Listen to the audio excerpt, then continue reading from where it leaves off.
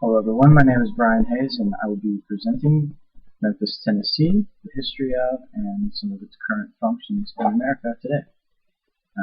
As you can see here, Memphis is located in an area that is key as far as trade and other central functions to the city and the states around it. I mean, it's right there by Kentucky, Arkansas, and is in a key spot as far as trading nationally as well as internationally. You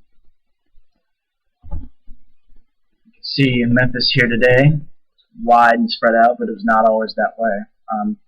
Where the downtown area is today is where the original founding of the city was. It was originally occupied by Indians who were conquered and expelled out of the area by the Spanish government and their explorers as they purchased that area of what was then Louisiana to explore the Mississippi River area.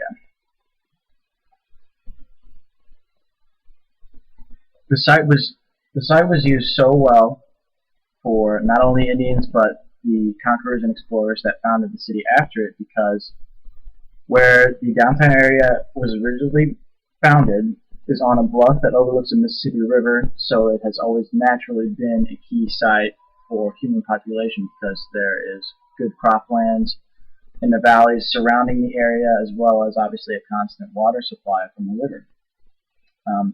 Memphis was officially chartered as a city on May 22nd, 1819, with Andrew Jackson as one of the original founders, and would eventually, towards the mid to late part of the 19th century, become a key factor in the southern antebellum cotton trade, which is where the true economic activity of Memphis began. To begin, in the city's early years, from roughly 1819 until the Civil War, cotton was the main economic benefactor to the entire city. Given the area that Memphis occupied, it was a key part of the slave trade as well, so the cotton and slave markets kind of, they worked interchangeably with each other. Geographically, for the cotton trade, Memphis was one of the best areas in the country to grow and sell cotton. The low valleys and flat plains surrounding the original fort and small city were perfect for building large plantations that could easily be farmed and harvest cotton from. Cotton is today still a key factor in Memphis's economy as well.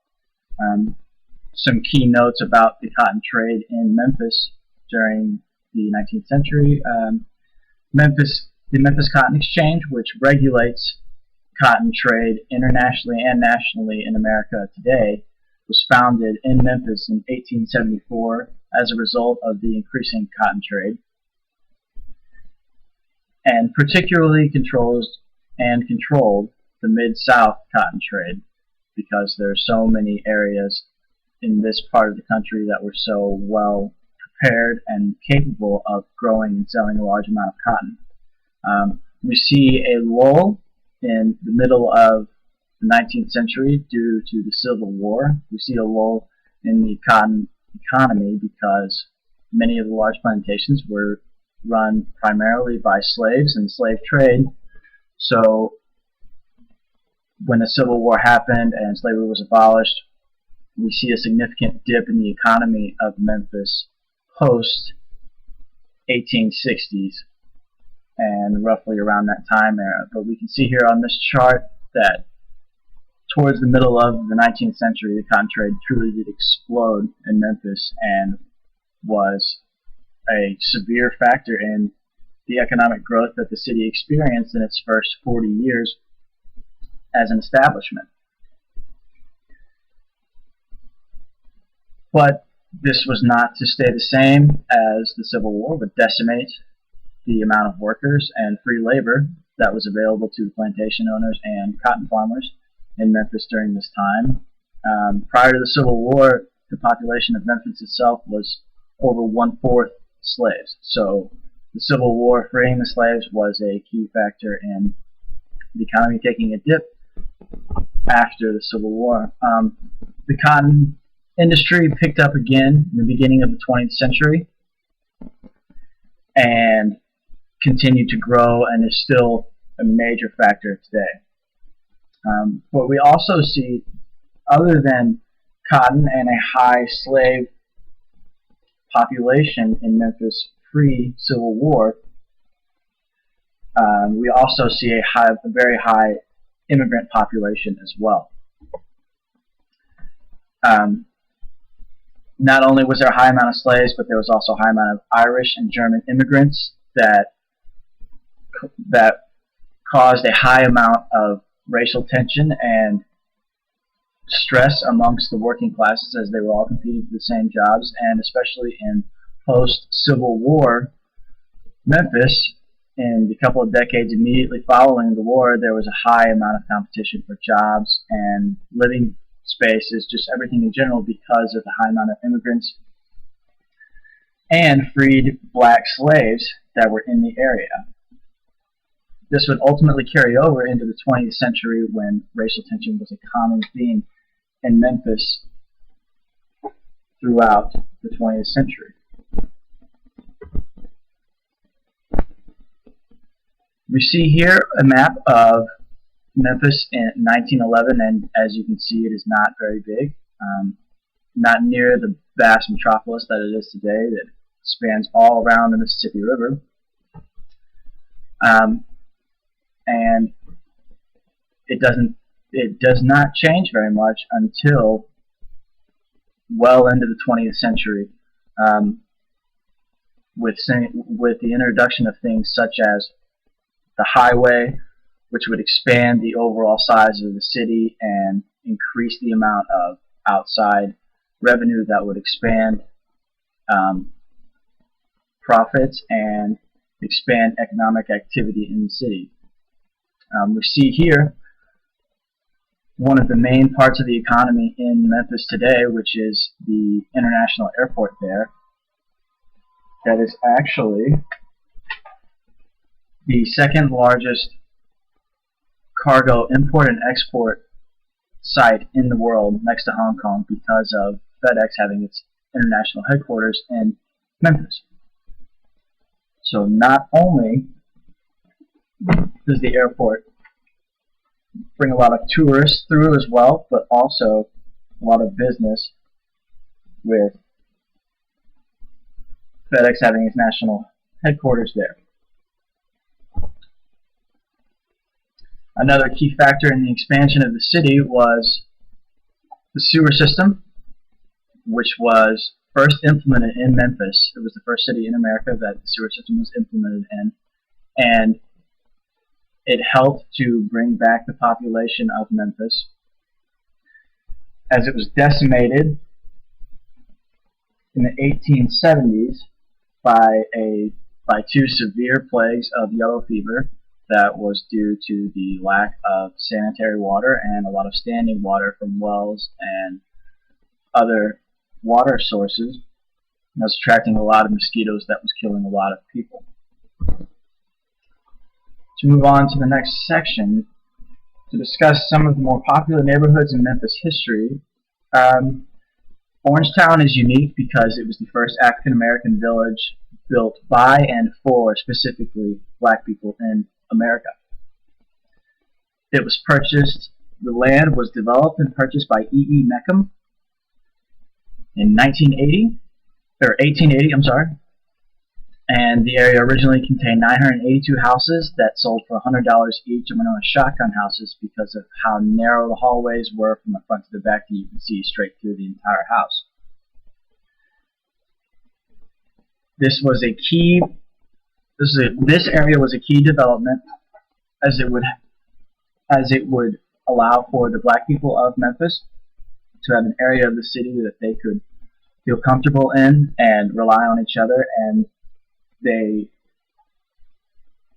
developed their own society in this area. Melrose High School was first built in 1894 and graduated its first class then. which is still standing today and is the main high school in this area. And along with the high school, there were 3 churches that helped to get the community off the ground and on its feet. They were Mount Moriah, Beulah Baptist Church, and Mount Sega. This is in the southeast area of the city, and today is known as kind of a high crime area, as it has been since its development. And this is due to the high amount of poverty that is stricken the area as well.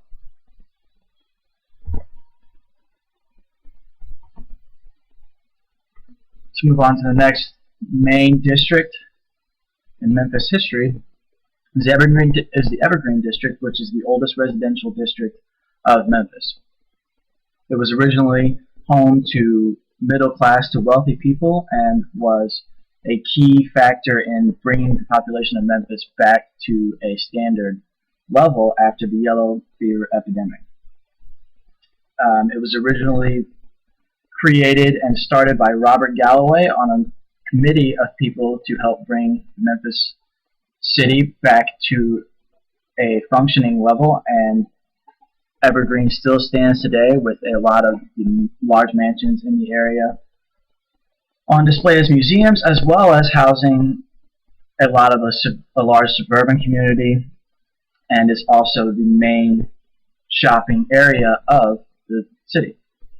It also contains places such as the Memphis Zoo and Overton Park, as well as the Pink Palace, which is an informative museum on the district that was originally the dream mansion of Clarence Saunders, who was the founder of the Piggly Wiggly supermarkets chain.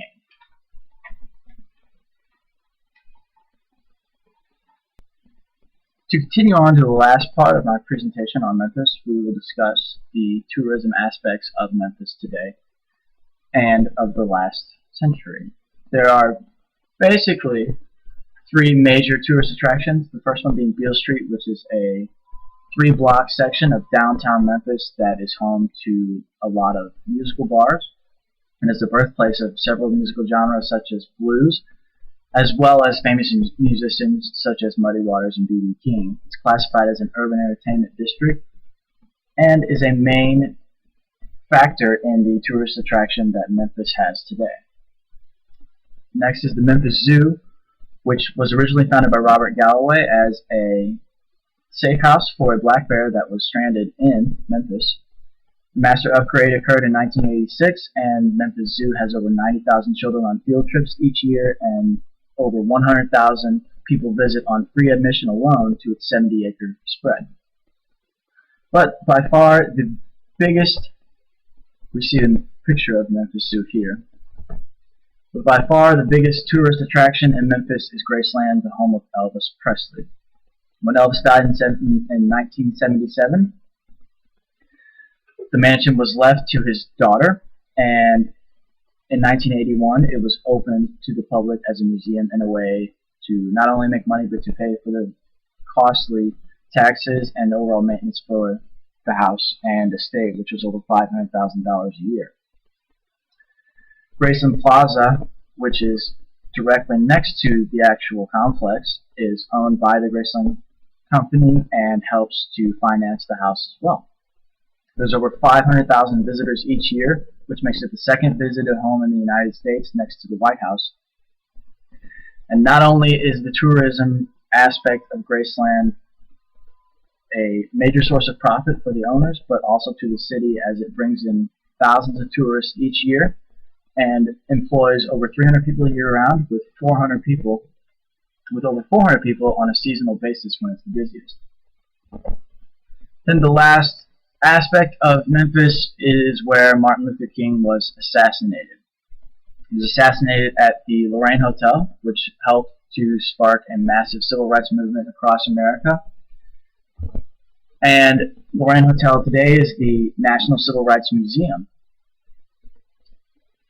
This assassination not only sparked racial tension across the country, but particularly in Memphis, as there were riots for weeks after, but eventually would be a main cause for the desegregation of the population in America. And that is Memphis.